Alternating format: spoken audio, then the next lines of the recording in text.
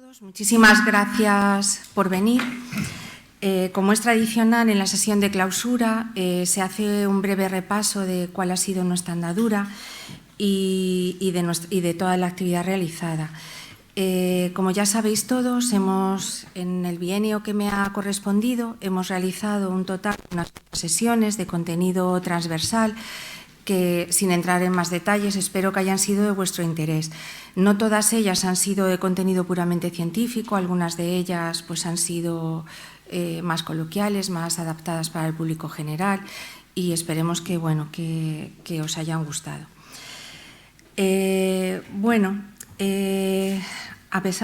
Aparte de esto, voy a empezar voy a acabar como empecé, muy nerviosa, emocionada y a la vez muy orgullosa de haber podido participar en esta experiencia, que de verdad que me vais a creer que sí, que es una experiencia inolvidable. No ha sido fácil. Salimos de la pandemia, volvimos a retomar la presencialidad, con todas las reticencias de la gente, con las dificultades de asistencia, los webinars que nos acosan a todos y luego las múltiples incidencias técnicas.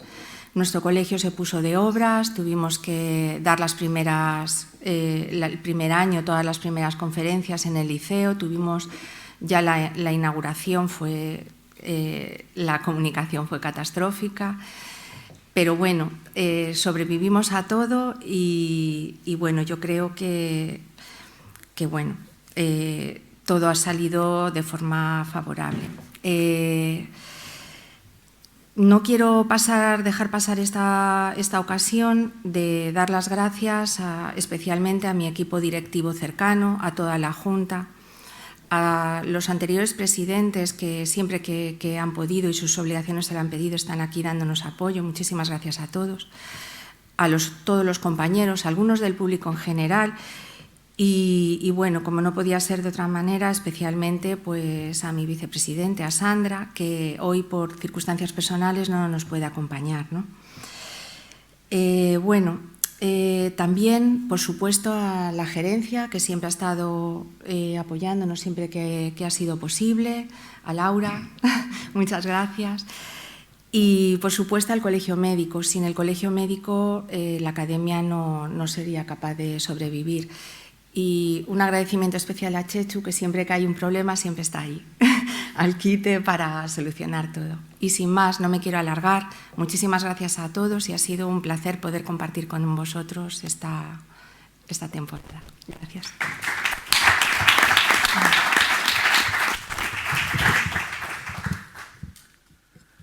Bueno, buenas tardes a todas. Buenas tardes, Pepe, vicedecano, doctor Carreira.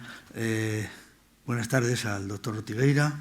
En primer lugar, disculpar a mi presidenta, a Pilar Garzón, que no puede estar hoy aquí, como hubiera deseado, porque está fuera de España en una labor humanitaria muy importante, que también forma parte del core de nuestro colegio. Enhorabuena, Ana. Enhorabuena, Ana, a ti y a todo tu equipo, porque lo habéis hecho muy bien. Creo que con circunstancias difíciles habéis elegido unas ponencias y unas charlas muy interesantes, como te has dicho, muy transversales, que han recorrido un poco toda la realidad, el momento y las posibilidades de nuestro sistema sanitario, de nuestra salud en su conjunto, y que, por tanto, pues han elevado el nivel otra vez.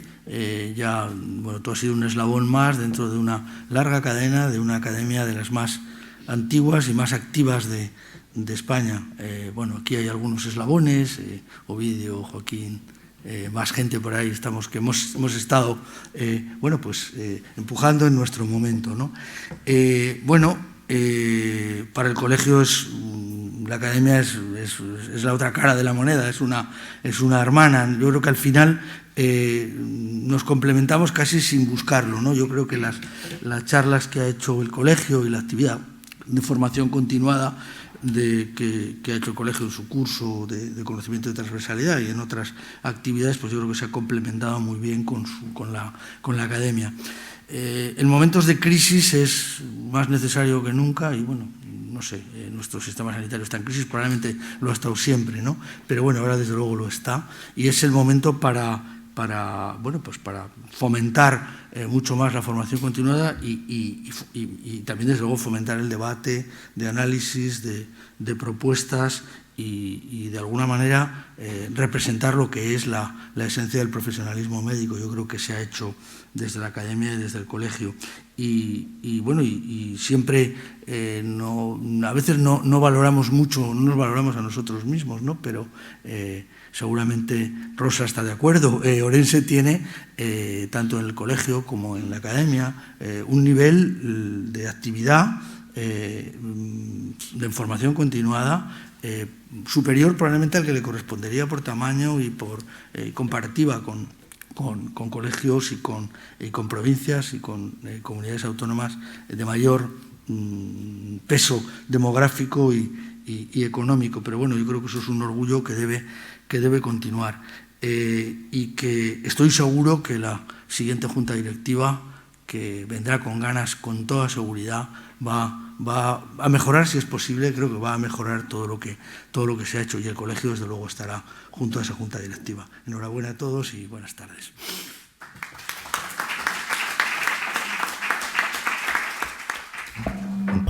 Señora Presidenta da Academia, doña Ana María Bravo, señor Vicepresidente do Colexio Oficial de Médicos, José Luis Jiménez Chechu, señor Director de Hospitalización, José Antonio Ortigueira. Estimadas amigas e amigos, compañeiras e compañeiros, señoras e señores, boas tardes a todos. Para min é sempre un placer estar aquí nas actividades que fai tanto a Academia como o Colexio Médico. A semana que ven toca o Colexio Médico, xe toca a Academia. Estaba comentando a Presidenta que me parece un período de tempo corto para un mandato, porque ahora mismo estou seguro que a Presidenta está na madurez. Xo sabe todo. Ao principio estaba moi nerviosa, seguramente ahora non. Ahora xa sabe, xa ten oficio, que é o que digo eu sempre en estas circunstancias, e realmente había que explotala un pouco máis. Eu creo que este era un momento de disfrutar ela da organización dos eventos, felicitala por toda esta actividade científica que desarrollou durante todo este tempo e nada, desearlle o mellor para a directiva entrante. O derradeiro ano faleivos de todas as circunstancias docentes que rodearon o COVID e as situacións peculiares que se viviron durante ese período. Parece xa superadas, aínda que o virus sigue e periódicamente fai das súas, pero de outra maneira. Como moitos aventuraban, veu para quedarse, e aquí o temos, sin esa estacionalidade que nos ampara fronte a outros virus. Xa voltamos á normalidade, e aínda que parece que este coronavirus encóntrase moi ben entre nós e non quere deixarnos, teremos que chegar a un entente de convivencia con el. Hai xa unha grande cantidade de virus que conviven nesta situación. Posiblemente haxa que aumentar unha praza máis para este novo visitante. Isto dicía o ano pasado, teño aquí un pouco para recordarlo tal cual aquí o temos. Eu ainda tuve fai pouco, ainda que nunca me deu positivo, pero tiña que ser eso ou algo peor, porque realmente non era capaz nin poñerme de pé. Desde o punto de vista docente, este ano transcorreu con normalidade.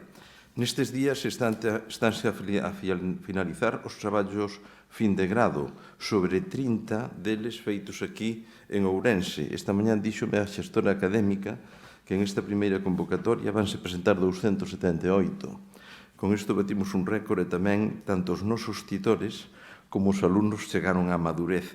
Xa saben o que teñen que facer e cada vez fan o máis rápido a mellor. Por iso, bueno, en fin, este tipo de cousas necesitan un tempo para irse sedimentando e mellorando.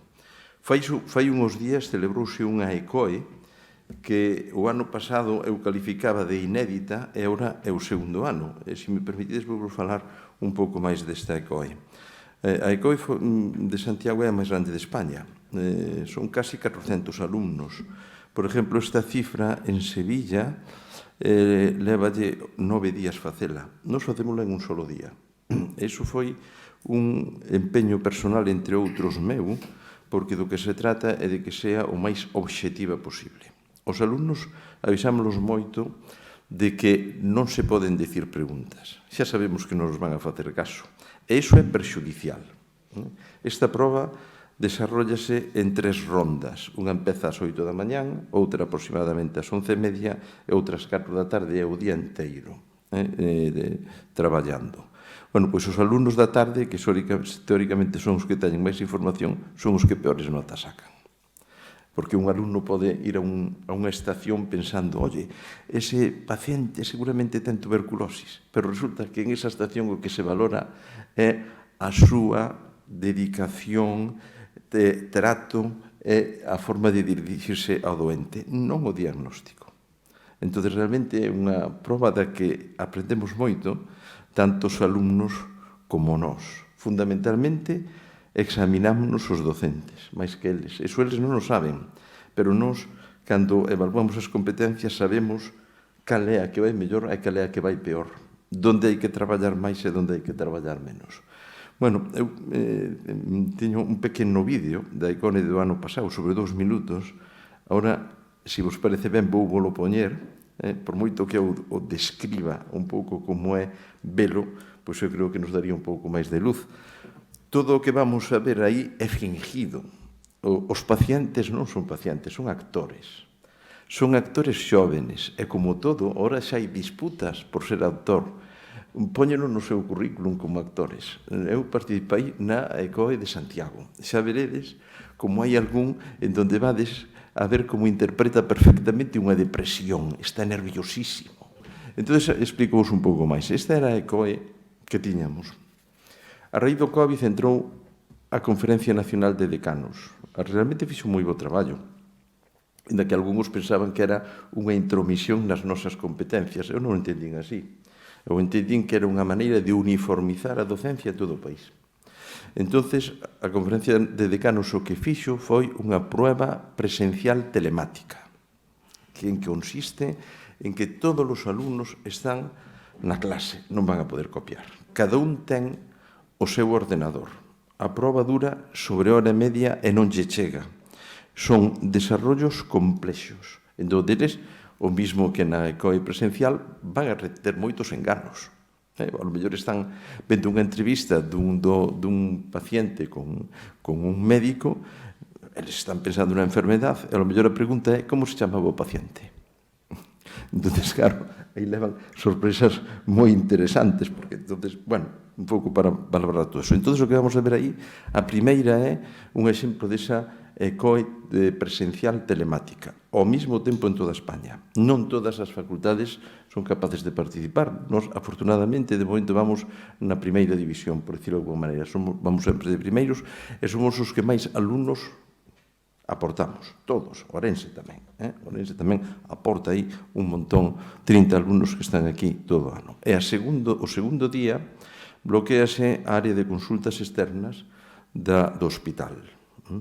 Vai haber 10 estacións. Ao principio tiñamos 20, iso para mí pode decir que foi terrible. É unha proba carísima, vale sobre 40.000 euros.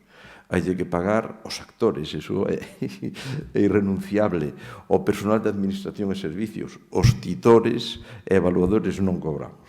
Só cobran estal, pero bueno, xa é bastante. Hai que ter un catering, non paramos en todo o día.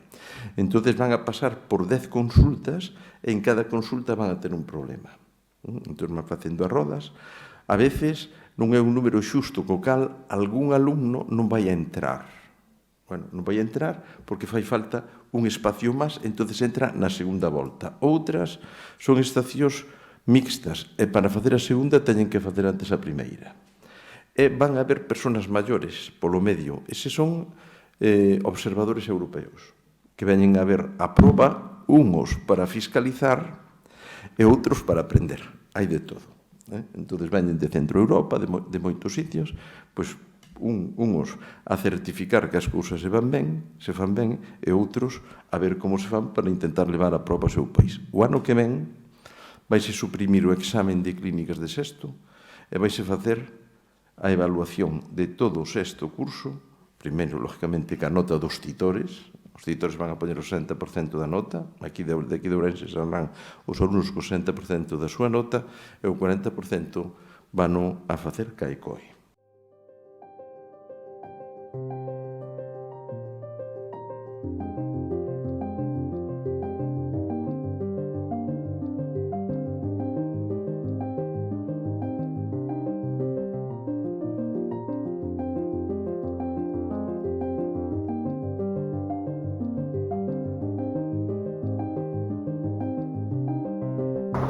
Entren a estación.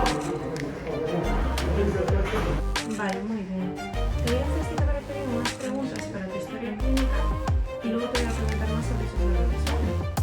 Bueno, María José, ¿tienes alguna alergia? Entren en estación.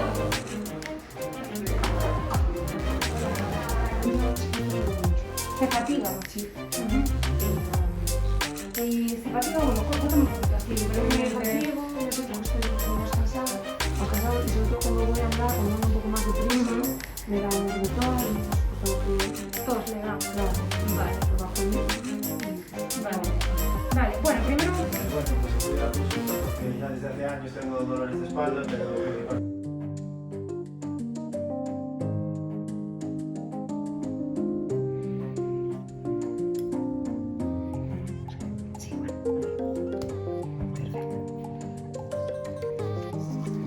Voy a poner oxígeno porque tengo que saturación baja y le voy a intentar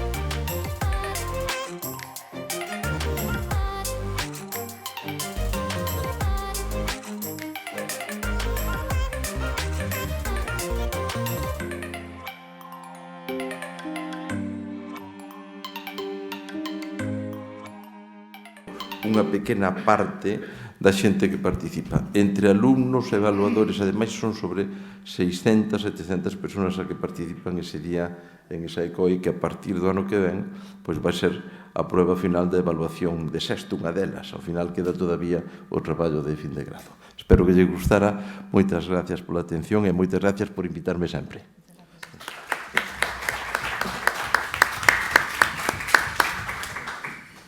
Bueno, pues a continuación el doctor Ortigueira.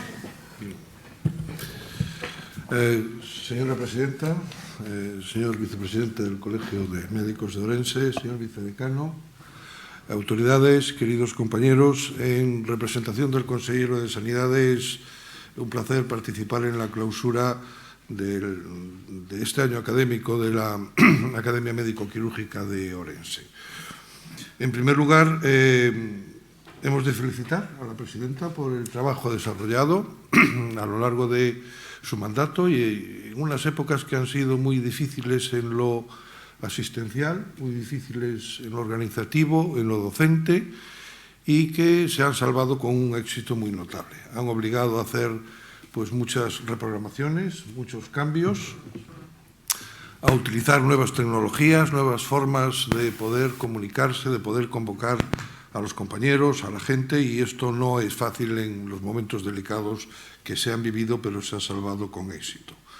El área sanitaria de Ourense, Verín y Barco de Valdeorras pues se congratula de la actividad académica, de la actividad docente, de la actividad divulgativa, tanto del Colegio Oficial de Médicos de Ourense, que es indudable, como de la Academia Médico-Quirúrgica también.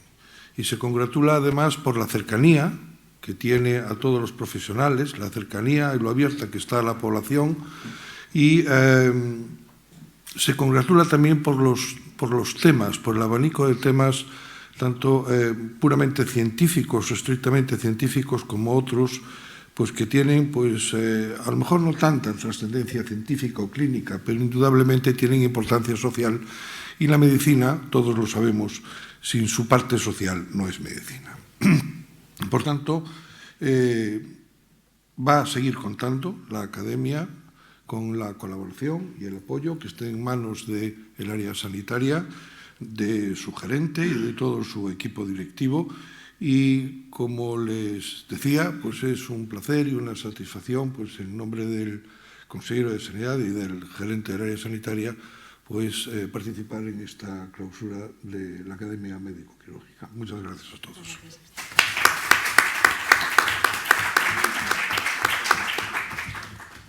Bueno, pues nada, a continuación el doctor Jiménez presenta a nuestro ponente y espero que os guste. Gracias. Bueno, buenas tardes de nuevo a todos y a todas. Me toca salir del banquillo 2 veces hoy, primero sustituyendo a la presidenta y ahora a Sandra Pardo. Estoy seguro que Sandra no ha podido venir por una razón personal importante, pero está aquí con nosotros y así la sentimos porque lleva muchos años en esto, es partícipe de todas estas avatares formativos que tenemos en nuestra ciudad. Bueno, para mí es un especial honor y un especial, y me encanta presentar a Rosa Arroyo. Rosa Arroyo y yo compartimos muchísimas cosas. Por ejemplo, que no somos gallegos, pero llevamos aquí toda la vida, ella en Ferrol, yo en Orense. Compartimos que los dos estamos en la Organización Médica Colegial, que los dos creemos en el papel de los colegios de médicos, que debería ser mucho más potente, mucho más influyente, y peleamos como podemos por ello. Rosa es una presentación atípica porque es mi amiga, mi compañera de fatigas y estamos hablando casi todos los días últimamente, recientemente en Valencia, en el Congreso de Cooperación. Rosa Arroyo, voy a contar algunas cosas breves de su currículum. Ya os he dicho que es de Madrid, pero que lleva casi toda su vida profesional, o gran parte de su vida profesional en Ferrol, es oftalmóloga, facultativa especialista de área de oftalmología del complejo hospitalario de Ferrol. Es máster en Dirección y Gestión de Servicios Sanitarios, está en todos los palos, es oftalmóloga, gestión, ha sido directora de procesos quirúrgicos del área sanitaria de Ferrol, ha sido miembro de la Comisión Nacional de Oftalmología durante 9 años y sigue en esa brecha haciendo cosas como participar, es la presidenta de la Sociedad Gallega de Telemedicina en este momento, un aspecto súper importante. Fue asesora de Avalia T, de la Agencia Galega de Tecnologías Sanitarias, y también trabajó con ACIS en la programación docente de conocimiento en salud. Por tanto, su faceta docente está fuera de lugar, fuera de duda, vaya. Y también es voluntaria. Ella, como nuestra presidenta, pues ha estado varias veces por África, por otros, y ha hecho trabajo de cooperación. Recientemente tuvimos nuestro congreso y es emocionante ver cuántos compañeros están dejándose la piel por el mundo, defendiendo a la gente desde nuestro conocimiento, desde nuestro profesionalismo y desde lo que somos médicos, ¿no? Más cosas de Rosa. Rosa ha trabajado, como os he dicho antes, en el área, en la cuestión colegial, ha sido miembro de la Junta Directiva del Colegio de La Coruña durante muchos años, secretaria y otros puestos, y ahora es la primera mujer que forma parte de la Comisión Permanente del Consejo General de Colegios de Médicos de España. Y eso es muy importante porque ella y otras 2 mujeres están siendo, yo creo, que la clave en este momento para relanzar un Consejo General que tenía muchas cosas y que tiene muchísimas cosas que hacer. Ha sido reconocida en su ciudad, es insignia de oro por de la ciudad de Ferrol en el año 2019 y en breves días va a recibir la medalla de oro y brillantes del Colegio de Médicos de La Coruña, al que algunos estaremos encantados de asistir y que además lo merece porque su trabajo es continuo, es una hormiguita, trabajadora, no para, pero está haciendo tantas y tantas cosas que ni ella misma lo sabe. Y dentro de ellas es la coordinadora del Observatorio contra las Pseudociencias y las Pseudoterapias. Creo que el nombre es más largo, pero bueno, ya lo comentarás luego. Bueno, curiosamente sucede a otro gallego que me apetece recordar a Jerónimo Lorente, que fue el anterior coordinador de este observatorio, que es, desde mi punto de vista, absolutamente necesario, cada vez es más necesario en una sociedad que consume la mentira de forma rápida y poco reflexiva. Y es nuestra obligación deontológica evitarlo en la medida de nuestras posibilidades. Hace el verano pasado, creo que fue, o hace 2 veranos, hicimos en un momento en el que había una especial problemática vinculada con todos los bulos y con todos los problemas relacionados con las pseudociencias y las pseudoterapias. Hicimos en Santiago una reunión que creo recordar que llamamos Juntos por la Verdad y por la Ciencia, en la cual estábamos pues, todos los colegios profesionales de Galicia, y también bueno, pues, las facultades por supuesto de Santiago, estuvisteis vosotros, y estuvo también bueno, pues, otras facultades de ciencias de la salud en su conjunto, ¿no? Creo que por tanto me parece, y ahí vuelvo a darte la enhorabuena, Ana, creo que es un colofón magnífico, tanto porque es un tema que como profesionales nos implica y debe seguir implicándonos. Nos hemos implicado, hay que decirlo, y a veces nos hemos quedado solos, ¿no? Los colegios de médicos nos hemos quedado solos defendiendo la verdad frente a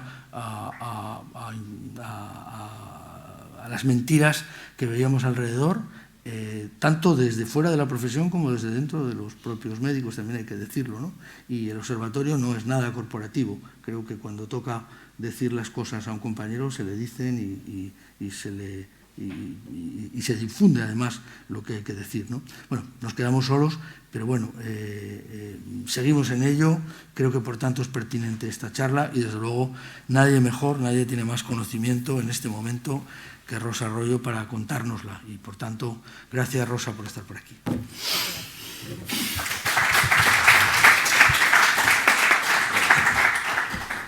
Bueno, buenas tardes y estoy muy agradecida, de verdad, no solo por visitar amigos, que me gusta estar ahí también entre el público, sino porque efectivamente Chechu, Marga y yo hemos tenido un largo recorrido en la vida colegial, además de nuestra actividad clínica. Esto no es en exclusiva, nos hemos tenido que formar, hemos tenido que incorporarnos a lo que consideramos bueno, algo muy importante, ¿no? Que es el profesionalismo, como han dicho, y los valores que no pueden dejar que olvidemos lo que es la medicina en esencia, y hacer la mejor medicina que sabemos y pensar en cosas que a veces uno no se inspira para ello. Efectivamente, mi actividad es clínica y diréis, ¿qué hace una oftalmóloga como esta, ¿no? Hablando de pseudociencias?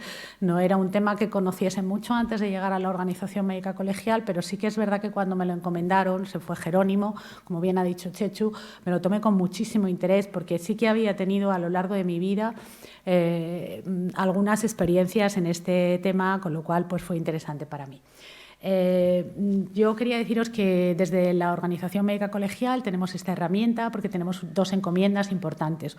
Una de ellas es que como colegios, como consejo, pues legalmente nuestros estatutos recogen que tenemos que garantizar la calidad y la seguridad de los servicios que prestamos la profesión médica. Esto nos lo deposita el Estado, la Administración en nosotros, y por eso es una de las razones de ser de los colegios. Y también tenemos un deber deontológico. Un deber deontológico que se estudia poco a veces, pero que debemos de comunicarnos con los pacientes, con los familiares, pero también que esa información sea veraz, honesta, adecuada y, sobre todo, algo que se va a repetir un poco a lo largo de esta charla, sobre todo información de lo que hacemos, pero de prácticas basadas en la mejor evidencia científica disponible. No siempre llegamos a curar, no siempre llegamos a salvar a las personas, pero sí que es verdad que eso tiene que ser nuestra meta. Esta foto la traigo porque precisamente fue una exposición que me recomendaron ellos para ver en el Colegio de Arquitectos de Madrid. Es el fotoperiodista que ha publicado mucho en el National Geographic y establece ese contraste entre las prácticas milenarias, claro, ese tipo de tradiciones, ¿no?, que se dice, aunque está tomada a mediados del siglo pasado, ¿no?, del siglo XX, pero son las prácticas milenarias indias, concretamente está tomada en la India y que contrasta muchísimo con el método científico y, por supuesto, con la investigación que hacemos, que nos ha proporcionado pues algunos momentos o algunas cosas que tenemos, como por ejemplo las vacunas, los antibióticos, la secuenciación del genoma o los trasplantes de órganos, ¿no?, que contrasta mucho en ese sentido.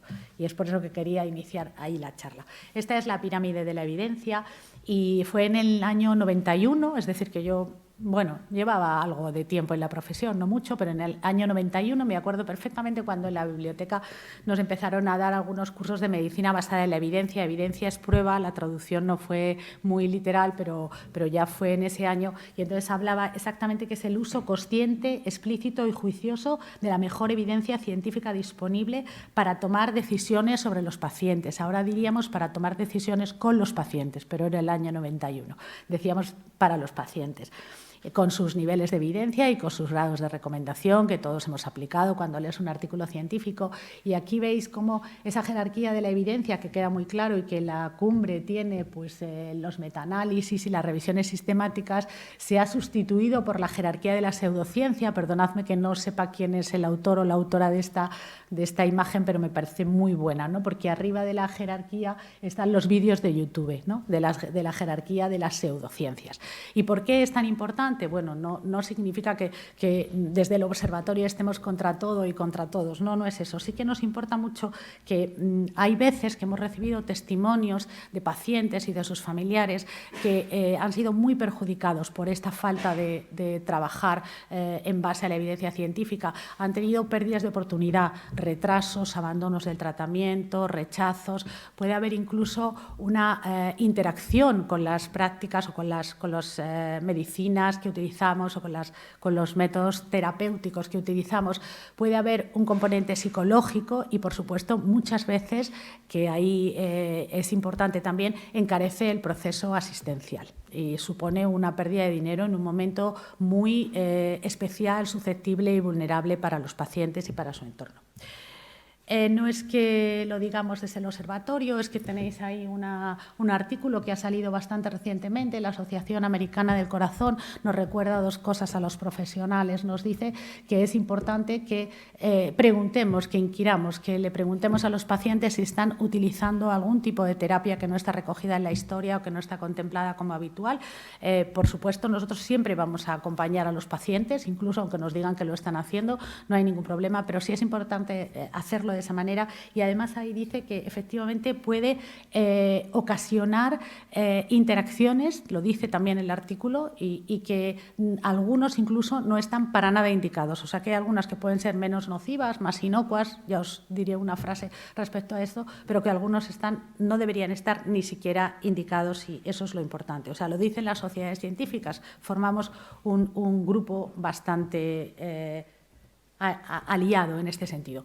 Y el observatorio se creó en el 2017, efectivamente, como ha dicho él, por otro gallego, él sí que es gallego, Jerónimo Fernández Torrente, y además era muy combativo con todo esto, pero muy poquito después es cuando el Gobierno, fueron los ministerios de Sanidad, entonces Sanidad, Bienestar y Consumo, con la ministra Luisa Carcedo, y junto con el Ministerio de Ciencias, de Ciencia y Universidad, que era de Pedro Duque, sacaron el plan para la protección de la salud frente a las pseudoterapias.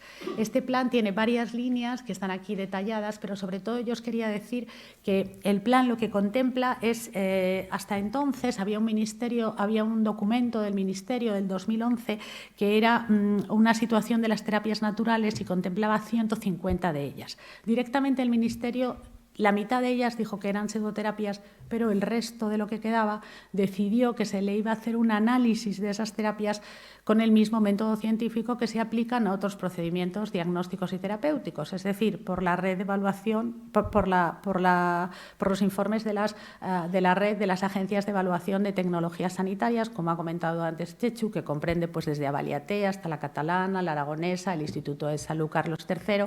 Todas esas terapias fueron ahí y ahora os voy a explicar. Quería dar la definición exacta de este plan de protección sobre el término pseudoterapia, que dice que es toda sustancia, producto, actividad o servicio con pretendida finalidad sanitaria que no tenga soporte en el conocimiento científico ni evidencia científica que avale la eficacia y la seguridad. No hablamos solo de eficacia, lo hemos dicho, interacción es también seguridad y eso es importante. En el observatorio, además, incluimos que hay veces que una técnica ha demostrado su eficacia para una patología, pero no está para nada demostrada para otra, y eso es algo que debemos hacer notar también e incluirlo en este epígrafe.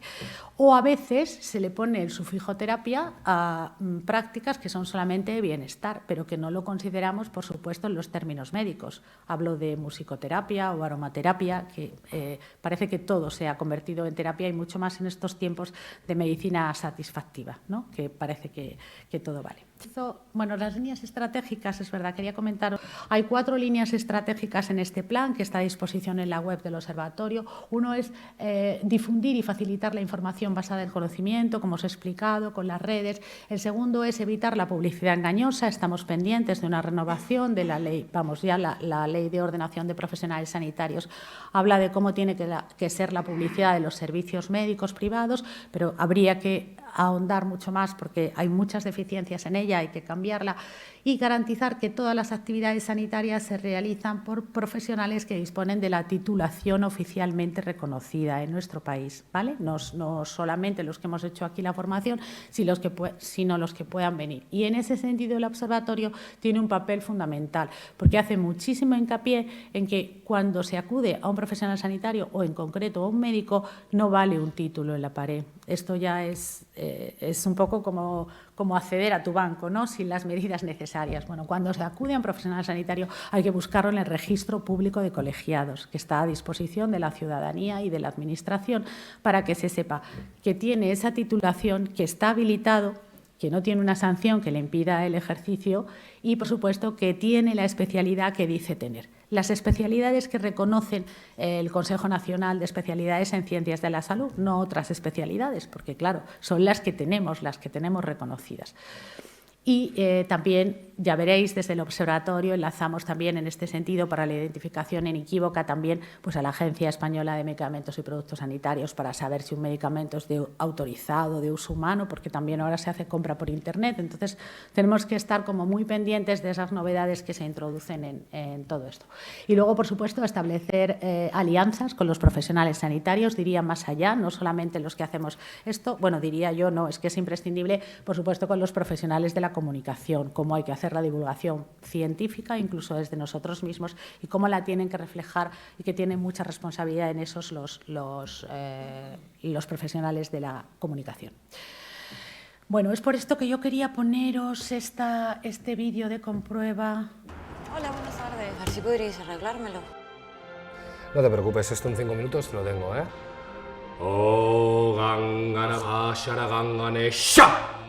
Si no estás dispuesto a jugártela por un móvil, ¿lo harías por cuestiones más importantes como la salud? No te dejes engañar por las pseudociencias. Ante la duda, comprueba. ¡Que esto funciona! Son 100 euros. Gobierno de España. Bueno, con esto quería deciros, por supuesto, es exagerado, claro, hay que llamar la atención del público y en muy poco tiempo, yo creo que está muy bien hecho, pero hay un programa en Televisión Española que grabamos y que algunas de las cosas que se vendían, bueno, no eran muy lejanas a esto, e incluso hace muy poquito ha llegado al observatorio un vídeo, se lo comentaba a Marga, que eran unas limpiezas telemáticas de útero por 60 euros. O sea, por lo menos el precio era económico. Pero eso es lo que hay en el mercado, ¿eh? Eso está visto de hace poquísimos días. ¿Qué pretende esta plataforma Comprueba? Pues sobre todo educar en el pensamiento crítico, ya desde la infancia, desde que estamos en el colegio, hacer estudios sobre la percepción que tiene la ciudadanía sobre las pseudociencias, cuándo se utiliza, estudios que a lo mejor tienen 8.000 encuestados, por qué se utilizan, cuál es el rango de edad o el género de las personas que le utilizan, por qué confían en ellas, qué han visto en la medicina que practicamos que les resulta, bueno, que no les da la confianza suficiente, y sobre todo es importante, bueno, establecer alianzas, por supuesto, y cómo informar en salud. Y en ese sentido, como ha estado con nosotros, nos han estado hablando de la universidad, pues ahí veis que la Universidad Complutense ha hecho una guía para ver cómo la comunicación científica se tiene que hacer ante los medios de comunicación, porque también tenemos que poner la pelota en nuestro tejado. Muchas veces esas noticias sensacionalistas o esa manera de expresar las cosas es importante que lo haga. Y luego aquí hay un organismo que es fundamental. Bueno, datos que os quería decir es que en la última encuesta del FECIT, que es la Fundación Española para la Ciencia y la Tecnología, había un 20% de ciudadanos que reconocían usar las pseudoterapias, 5% de ellos en sustitución de las terapias que le había mandado su médico o su médica. Y ahí está esas encuestas, esa introducción ya en el pensamiento crítico, en el método científico, en los conceptos del método científico, se ocupa la Fundación Española para la Ciencia y la Tecnología, y es la que apoya en todas estas campañas, ¿no? Vale, habíamos hablado que un elemento fundamental, y eso lo quiero dejar claro porque nosotros recibimos muchas veces ataques en el observatorio o amenazas porque nosotros tenemos una u otra técnica allí. Nosotros lo único que hacemos es replicar el plan de protección para las pseudociencias y conservar documentos previos, claro está, también el documento del Ministerio. Nosotros lo tenemos todo archivado en el repositorio. Estas son las agencias y ahí mismo están, estas técnicas o prácticas reciben el mismo tratamiento metodológico que lo que hacemos nosotros en los hospitales.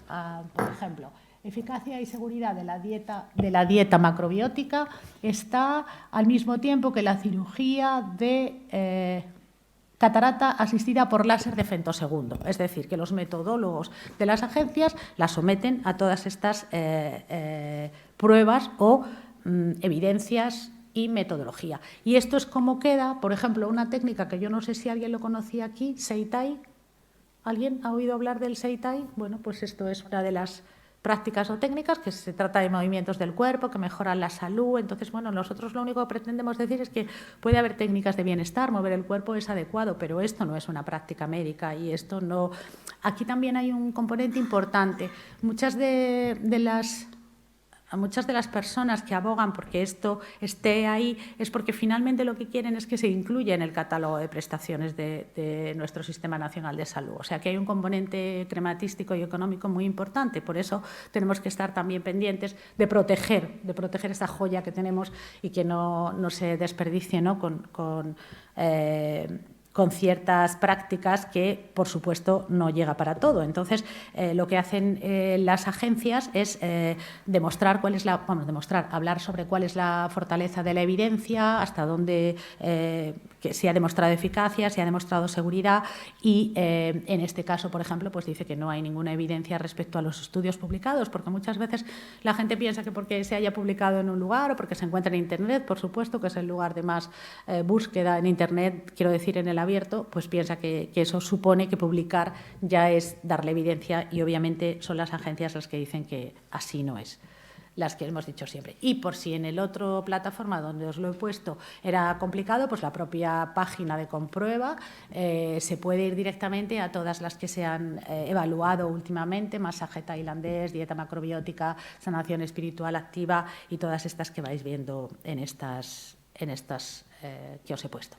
Vale, después del plan de protección fue en enero del 19 cuando, reunidos con la Orden dos médicos portugueses y con una especie de avance de las pseudoterapias en toda Europa, se firmó la Declaración de Madrid, que ya hablaba sobre todo de que la colaboración necesaria tenía que ser multidisciplinar, también con las administraciones, con las autoridades sanitarias, con los consejos y las corporaciones de derecho público, con las asociaciones de pacientes, que es un puntal fundamental con los medios de comunicación, por supuesto. Y después de ello tuvimos la suerte, en plena pandemia, estaba previsto la celebración del Congreso de la Asociación Médica Mundial en Córdoba, pero lo hicimos telemático porque no se podía en esos momentos hacer otra cosa, y aceptaron íntegra la propuesta de la delegación española sobre pseudoterapias y pseudociencias. Eso fue un antes y un después, porque también nos avala de cara a la profesión médica en todo el mundo, no la española, no la portuguesa, sino en todo el mundo. Y ese que aparece ahí, como veis, pues es Jerónimo, el que llevaba antes este observatorio, con la ministra Carcedo, que desafortunadamente pues se fue muy pronto y no pudimos continuar en esta línea que para ella era algo muy, muy importante. Aquí está la declaración de la que lo que hace es una definición también de pseudoterapia, también da unas recomendaciones, pero es que da recomendaciones a las autoridades sanitarias, sobre todo para controlar los establecimientos que sean regentados o que sean por profesionales sanitarios, pero lo hace también a nosotros, nos da un tirón de orejas a las corporaciones profesionales que nos metemos en esto, porque así tenemos que velar por el ejercicio de la práctica adecuado a la mejor evidencia científica, y para los propios profesionales, que os he tratado de resumir un poco, pues indagar siempre si sospechamos, dedicarle tiempo si una persona va a abandonar el tratamiento, investigar por qué es o por qué no acude, que eso también es importante que lo recordemos. Y además, hace muy poquito, pues también lo que hacemos es alertar cuando alguna actividad de este tipo se está produciendo, si se desarrolla pues, en un lugar público que ha prestado la Diputación o un concello o algo de eso, pues nosotros alertamos de que esa persona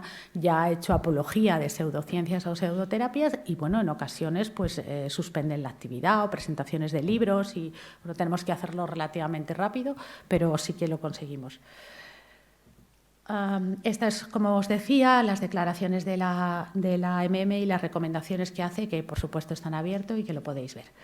Bueno, punto de inflexión, llega la COVID, los negacionistas, los antivacunas y todos esos movimientos que había y personas que nunca antes habían tenido relación con el mundo sanitario empiezan a opinar de qué es lo que tenemos que hacer, y en esa situación de absoluta incertidumbre y de absoluta vulnerabilidad, pues viene a salir otra vez la panacea que yo no sé, supongo que todos lo conocéis, el MMS, que es la solución mineral milagrosa o el suplemento mineral milagroso. ¿Lo habéis oído antes? ¿Nadie ha oído del MMS y de Pamies, un agricultor que, bueno, pues entonces va a tener, por lo menos la charla ha servido para que cuando lo veáis, el famoso MMS es el hipoclorito de sodio. Entonces, no os imagináis cómo ha proliferado. Tanto es así que ya esto ya lo había recogido el propio Consejo, porque había un informe del Observatorio de la Prescripción, porque el Instituto Nacional de Toxicología y la propia AEMS había dicho que era tóxico. Es más, que producía náuseas y vómitos casi siempre.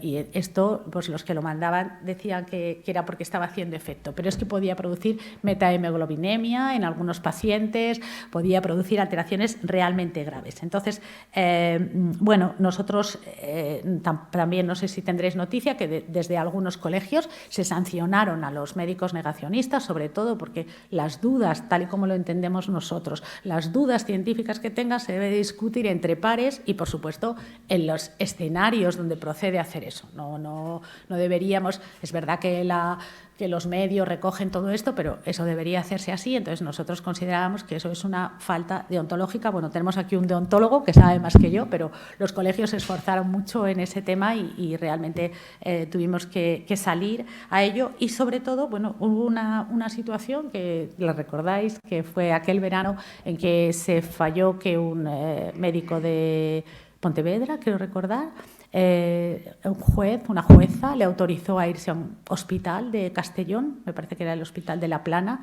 para aplicar ozonoterapia en la UCI, que estaba ingresado a ese hospital. El Consejo inmediatamente manifestó que esto no tenía ningún sentido, entre otras cosas porque distorsionaba el funcionamiento de la UCI y tal. Después hubo muchos intentos, al final aquello se recurrió y cambió.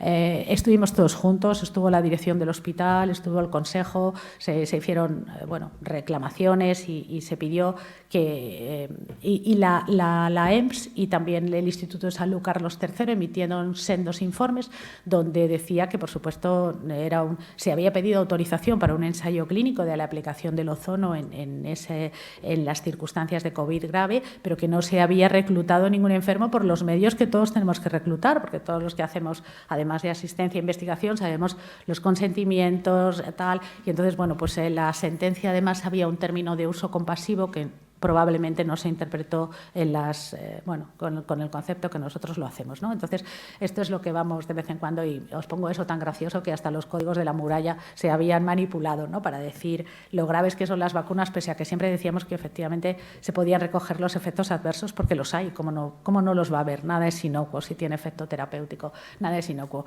Y aquí está lo que ha contado Chechu, efectivamente, esto fue un acto muy bonito que leyó el profesor Carracedo el 5 de marzo del 22, lo tengo. Y entonces era un acto en defensa del conocimiento científico frente a la desinformación, que se titulaba, el manifiesto lo encontráis en las redes, se titulaba «As respostas están na ciencia». Y había, lo hicimos en la Universidad de Santiago de Compostela, había academias, colegios profesionales, universidades, todo relacionado con las ciencias de la salud, que finalmente, claro, son los depositarios del conocimiento y de la autoridad. Y al lado os pongo otro artículo que salió de las amenazas a los divulgadores y a los investigadores cuando trataban de contrarrestar los bulos de los antivacunas. Es más, nosotros tenemos un premio de divulgación, que yo creo que sí os sonará, Alfredo Corel, que explicaba muy bien lo de la proteína del virus y todas esas cosas. Pues él ha confesado que también tiene muchísimos haters, que recibe amenazas por las redes y que, en algunos momentos se ha sentido verdaderamente mal por intentar combatir esa falta de información, esa desinformación, esos bulos. Y esto es como el repositorio de todas las cosas que estoy diciendo y que siempre tiene que quedar ahí para que se puedan consultar. Aquí recogemos todas las actividades que vamos a realizar, junto como el Colegio de Orense, que hace muchas, entonces hay que recogerlas para poder verlas en otro momento, porque nunca da tiempo a verlas todas. Entrevistas o programas que en algún momento hemos grabado, los propios compañeros que nos ayudan con una parte muy importante que es los webinares. Y yo quería ir aquí, en los enlaces de interés. A veces no tenemos tiempo de explicarle a los pacientes, ¿no?, dónde están, eso que os he comentado, dónde están las fuentes fiables y veraces de información y por qué lo son. Entonces, aquí tenemos el registro público de colegiados. Si metes unos campos, normalmente el nombre, primer apellido, a veces la provincia de colegiación, lo hay en todos los colegios, y también el central, el de la organización médica colegial, porque un colegio, ya sabéis que con una sola colegiación se puede ejercer en todas las provincias, ¿no?, en todo el territorio español, con lo cual a lo mejor no lo encuentras a esa persona en tu colegio provincial, pero es que está en el registro público porque está colegiado en otro. También hacer especial hincapié cuáles son las especialidades en ciencias de la salud, ¿no?, porque hay mucho experto, especialista, todo eso, pues puede ser experto, pero especialidades están aquí todas las de ciencias de la salud, que enlaza directamente a la página. Las sociedades científicas de los profesionales sanitarios, no cualquier sociedad científica, la plataforma que os he enseñado, el plan de protección directamente, los informes para buscarlos, registros de centros y establecimientos sanitarios, por si en alguna ocasión vamos a alguno y no lo tenemos claro, buscador de los informes de las redes de evaluación, medicamentos autorizados de uso humano, porque también nos ha llegado al observatorio gente que compra restos de tratamientos en Wallapop, eso lo han dicho los farmacéuticos, no lo digo yo, pero que lo compra. Y las asociaciones que colaboran con nosotros, la Asociación Española contra el Cáncer, Infoseudociencia, que también es una plataforma de ciencia del CSIC, e Inforadioterapia, entre otras. Y luego una parte muy importante, y eso está también abierto, es lo que el apartado de formación, ahí está, el apartado de formación, que son webinares abiertos a toda la ciudadanía, que además tienen el atractivo para los médicos, que es una formación acreditada, es online, y entonces, sabes que aparte de que estás ahí escuchando algo que te pueda interesar, pues tienes unos créditos de formación médica continuada. Empezamos con el de vacunofobia. Además, yo les digo siempre, te pones los cascos y puedes ir caminando por ahí y lo escuchas, que lo hizo un pediatra que también pertenece a la organización. Estuvo muy bien, porque son influencers de los que se necesitan para combatir los bulos y todo esto. todo, la comunicación veraz, porque ya os había dicho que los comunicadores tienen que ser nuestros aliados en este caso, que ellos también tienen la amenaza de que todo lo que hay en Internet vale y no es fiable. Y sobre todo los que quería destacar son los que hemos hecho con la Asociación Española contra el Cáncer, con los oncólogos médicos y con los radioterápicos, y multiprofesional también, con enfermería, con psicología, porque realmente digamos que las terapias menores, las prácticas que no tienen mayor trascendencia, no son tan importantes para nosotros como las situaciones de los pacientes con cáncer, que bueno, las hemos visto. La propia Asociación Española contra el Cáncer tiene una web donde lo describe, y el documento que os he enseñado antes, y también los trastornos neurodegenerativos son también muy susceptibles de caer en esto, y por supuesto las enfermedades de la esfera de la salud mental, concretamente la Federación Española de Autismo formó parte de uno de los webinares, porque además aquí lo que es más grave es que algunos padres recurren a eso porque no ven, claro, progresos en la medicina tradicional, convencional, y acuden a eso, y luego nos comentaban que sentían, o sea, que no lo denunciaban porque sentían como un poco de culpabilidad por haberlo hecho. Entonces todavía agravaba más eso que os decía de toda la esfera física y psíquica. Estos son los que os he comentado, los que habíamos hecho y que está a vuestra disposición por si queréis escucharlo y un poco ver ahí. Y era donde volvíamos antes, ¿no? Teníamos esa responsabilidad, eso de asegurar la calidad y la seguridad de nuestros servicios profesionales, de los servicios de los médicos, pero es que también nos debemos a un código ético, y hay varios artículos que recogen esto, cómo tenemos que hacer esa información, cómo tenemos que basarnos siempre en la mejor evidencia científica disponible, y este código está actualizado en diciembre del 2022, ha sido recurrido, o sea, algunos artículos que tienen relación con eso, con trabajar con la evidencia, con la información adecuada, con los mejores métodos, con el método científico, pues ha sido impugnado por algunas asociaciones de nuestros compañeros. O sea que no estamos hablando solo del intrusismo. Abajo es lo de la publicidad sanitaria, que dice el Código de Deontología respecto a la publicidad sanitaria, y luego esta parte que sí que quería dejaros claro, porque hay algo que yo creo que está un poco confuso en la información general, que es el intrusismo. El intrusismo es un delito, pero no estamos hablando, o sea, el observatorio tiene pseudociencias, pseudoterapias, intrusismo y sectas sanitarias. Entonces, el intrusismo en el Código Penal es ejercer actos propios de una profesión sin poseer el correspondiente título académico expedido o reconocido en España, que en el caso de los médicos requiere acreditar la capacitación y la habilitación. ¿Qué pasa? Que cuando se cometen delitos de intrusismo, el caso del MMS y este agricultor, Pamies, cuando se cometen, la legislación es muy benévola, las penas son muy pequeñas. Decían nuestros abogados, porque a veces los colegios se personan como acusación particular en estos casos, decían que hay muchísima más pena, se ejecuta más pena por un acceso indebido, por ejemplo, en historia clínica, que a veces se han hecho sin que uno sea consciente de que eso era un delito, pues hay más pena. Y esto también es un poco el sentido que tiene lo de la colegiación universal. Hace menos de un mes, un médico, un intruso ha sido contratado en varios servicios de salud en el sur y en el oeste de España. Ha sido contratado cuando era tan fácil ver en el registro público de colegiados que esa persona no tenía el título, que no era médico, no era la especialidad, porque nosotros no podemos anunciarnos como especialistas, pero con el título de la licenciatura o del grado podemos hacer cualquier acto para los que estemos preparados, capacitados o tengamos las competencias. O sea, un médico no puede ser un intruso. Lo digo a propósito de la ley Sara, ¿no? Eso que va por ahí de intrusismo y tal. Un médico no es un intruso, tendrá otro tipo de delito por su falta de competencias o de formación, pero no el de intrusismo, que es otro diferente. Vamos a seguir aquí un poquito. Ahí está. Bueno, pues yo quería terminar, ya esto es lo último. Ese título que veis ahí de Terapias Cuánticas y otras calamidades está hecha por el que fue presidente de la sociedad, de la Real Sociedad Española de Física. Bueno, no tiene desperdicio, de verdad. Entonces, una de las cosas que dice, porque se le pidió algunas veces que hablara de eso de la medicina cuántica, por supuesto en la pública, o sea, en la privada, claro, espero que no lo pongáis en la cartera de servicios del Sergas, pero decía que las sociedades científicas no van a salir a desmentir todas las noticias absurdas que se dan, pero hay que advertir que lo inocuo puede no ser inocente si sustituye un tratamiento imprescindible y a tiempo. Caso de Steve Jobs.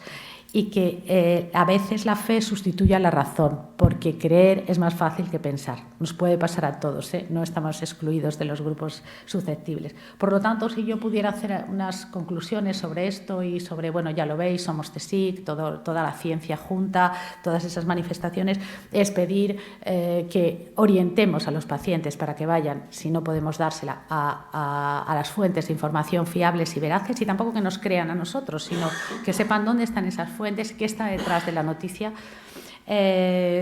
divulgar la ciencia, o sea, aprender y considerarlo también una competencia transversal de cómo tenemos que divulgar la ciencia, las noticias, todos cuando nos entrevistan y habéis estado en esas circunstancias.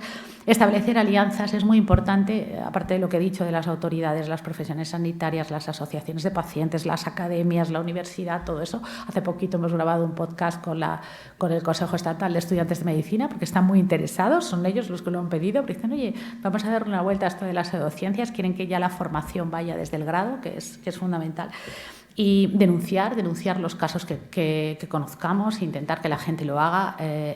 Por supuesto, ya sabemos que es difícil y que uno entra y claro, lo peor es que tampoco las penas también son muy pequeñas para el fraude, ¿no? Porque supuestamente la interpretación es que si uno va allí, a esos sitios, pues es porque quiere o porque nadie le engaña para que vaya, ¿no? Y queda un poco como a la voluntad de cada uno, pero yo creo que hay que denunciar y que la gente no se sienta culpable de haber utilizado eso, preguntar a los pacientes siempre. Y sobre todo intentar construir una sociedad mejor informada, porque en cantidad tenemos abondo, pero desde luego la calidad deja mucho que desear. Cada vez, casi si cabe, o por lo menos es mi percepción, es peor. Una sociedad crítica, formada en ciencia y en salud, que apueste por el conocimiento y por la evidencia en el sentido de pruebas. ¿Sabes cuál era la esperanza de vida en el Paleolítico? 32 años. ¿Y a comienzos del siglo XX? En España, menos de 35 años. Habíamos avanzado poco, y la calidad de vida tampoco era muy deseable hasta que la evidencia se impuso a las pseudociencias.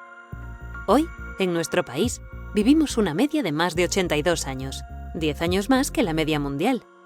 La imagen de una persona mayor consultando un teléfono inteligente rompería la imaginación de nuestros bisabuelos. ¿Qué ha pasado para que lleguemos hasta aquí?